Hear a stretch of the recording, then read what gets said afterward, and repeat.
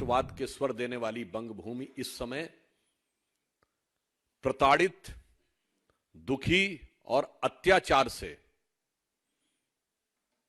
पूरी तरीके से टूटी हुई महिलाओं के करुण स्वरों के द्वारा छलनी हो रही है। शाहजहां शेख एक प्रवृत्ति का नाम है जिसे पूरे भारत में सेकुलर प्रोटेक्शन प्राप्त है। Self proclaimed champion of women rights हैं, वो भी इस विषय के ऊपर पूरे भारत में मुंह में दही जमाकर बैठी हुई है। ये संदेश खाली सिर्फ संदेश खाली नहीं है। आज से ठीक 78 साल पहले जो नोआखाली में हुआ था, वही आज संदेश खाली में उसकी शुरुआत है। विगत कुछ दिनों से पश्चिम बंगाल में वह पावन बंग भूमि जहां से भारत के स्वतंत्रता संग्राम के संघर्ष के स्वरों को सबसे पहला उद्घोष मिला, जहां सूर्यसेन, बाघा जतीन, शशीन्द्रनाथ सान्याल, सुभाष चंद्र बोस जी, और जहां से वंदे मातरम और जनगण मन दोनों लिखा गया, वो राष्ट्रवाद के स्वर देने वाली बंगभूमि इस समय प्रताड़ित, दुखी और अत्याचार से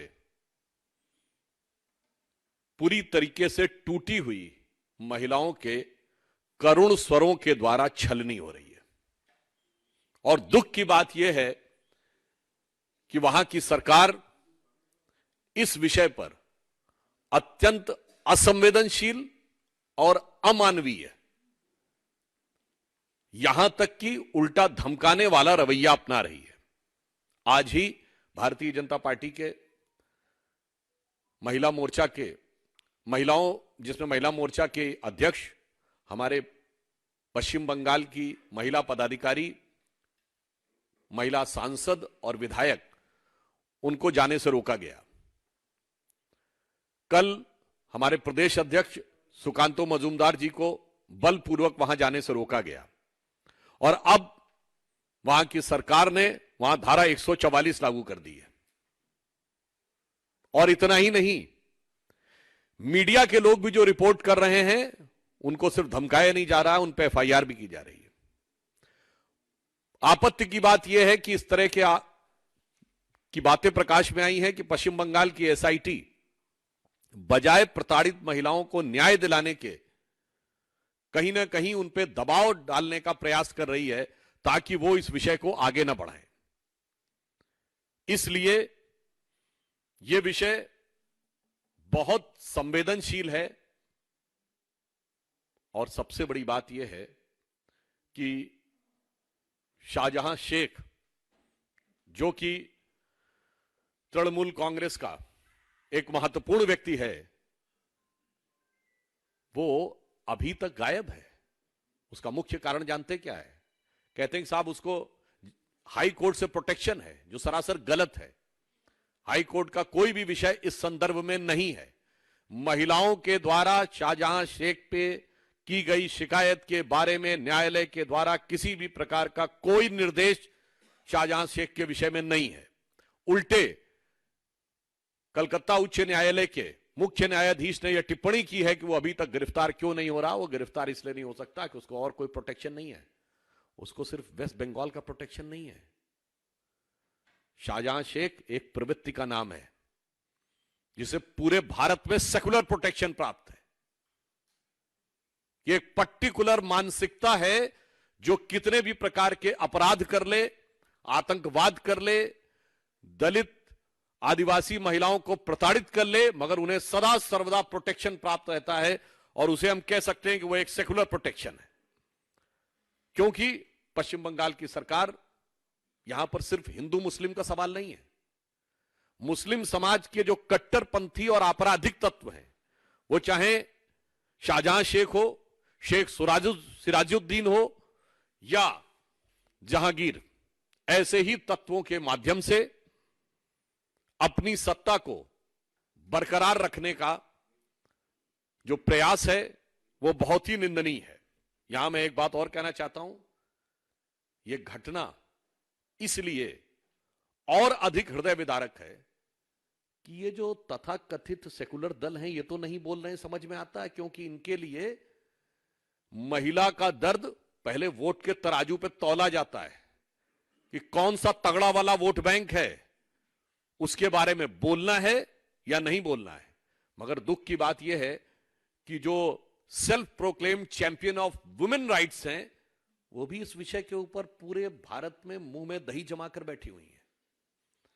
यानी ये भी अपने आप में एक गंभीर प्रश्न है।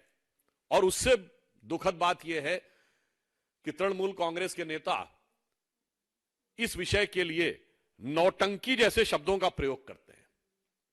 मैं एक बात कहना चाहता हूं कि संदेश खाली एक घटना नहीं है, एक फिनोमिना है। जो लोग कहते हैं ना कि इतिहास को भूल जाओ, तो मैं याद दिलाना चाहता हूं यह एक फिनोमिना है जिसने बंगाल को पिछली शताब्दी और उससे पहले की शताब्दी से भी बर्बाद किया है। एक जनश्रुति है बंगाल में कि सिराजुद्दौला के जमाने में इसी प्रकार की घटनाएं होती थीं, महिलाओं को उठा लिया जाता था और उनके साथ बदसलूकी की जाती थी। और मैं यह भी याद दिलाना चाहता हूं ये संदेश खाली सिर्फ संदेश खाली नहीं है।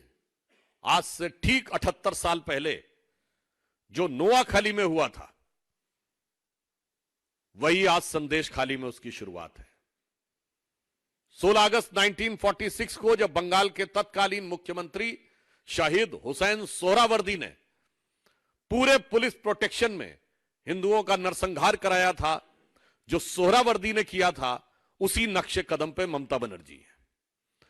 तो नोआखाली से लेकर संदेश खाली तक ये बंगाल के दर्द की एक दर्दनाक दास्तां है, जो सिर्फ इस बात पर प्रेरित है कि 46 में भी ये सोचते थे कांग्रेस के नेता कि चुप बैठे रहो, बस हमारा अभी का राज बचा रहे, आगे बंगाल को जो होना है वो हो जाने दो, और बंगाल आधा चला गया हमारे हाथ से। आज वही मानसिकता है कि कट्टरपंथी आपराधिक तत्वों को संरक्षण दिए रहो, फिलहाल की अपनी सत्ता बचाए रखो, भविष्य में जो होना है वो होता रहे।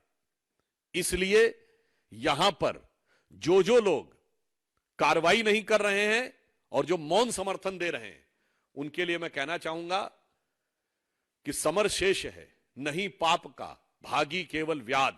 व्याध समझते ना, कसाई। समर शेष है नहीं पाप का, भागी केवल व्याध, जो तटस्थ हैं समय लिखेगा उनका भी अपराध। खबरों की दुनिया में एक क्रांतिकारी उड़ान के लिए रिपब्लिक वर्ड ऐप के साथ तैयार हो जाएं। दोस्तों, ये सिर्फ एक ऐप नहीं बल्कि देश दुनिया की हर खबर को आपकी उंगलियों में हर समय अपडेट रखने का माध्यम है। हम सिर्फ एक न्यूज ऐप लेकर नहीं आ रहे हैं, बल्कि हम रिपब्लिक टीवी में न्यूज के एक नए युग की शुरुआत कर रहे हैं और मैं आपको रिपब्लिक वर्ड ऐप ज्वाइन करने के लिए आमंत्रित करती हूँ। रिपब्लिक वर्ड मोबाइल ऐप में ब्रेकिंग न्यूज की शक्ति के साथ प्रभावशाली प्रोग्राम की धड़कनों का सार है, एक ऐसा प्लेटफॉर्म जिसमें खबरों का खजाना मौजूद है। रिपब्लिक वर्ड ऐप अब गूगल प्ले स्टोर और एप्पल प्ले स्टोर पर मौजूद है।